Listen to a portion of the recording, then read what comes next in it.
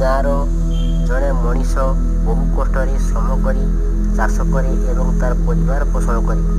ଥରେ ଜଣେ ଚୋର ପଶି ତାର ସମସ୍ତ ଧାନ ଜିନିଷପତ୍ର ନେଇଗଲେ। ସେମାନେ ଖୁବ୍ ଦୁଃଖରେ ଥାନ୍ତି।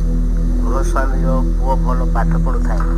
ଏ କଥା ଗାଁର ସରପଞ୍ଚ ଜାଣିପାରି କଲେକ୍ଟରଙ୍କୁ ଜଣାଇଲେ।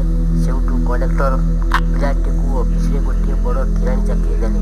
ଠାକୁରଙ୍କ କଥାରେ ମଣିଷ ନ୍ୟାୟ ସତ୍ତାପୋଷଣୀ ଆହରଣରେ ଚୋରି କରେ। ଈଶ୍ୱରଙ୍କ ବିଧାନ ଅନୁସାରେ ସଦଗୁଣ ଚକ୍ରବୃଦ୍ଧି ହାରରେ ଆଦାୟ ସେମାନେ ପାଆନ୍ତି।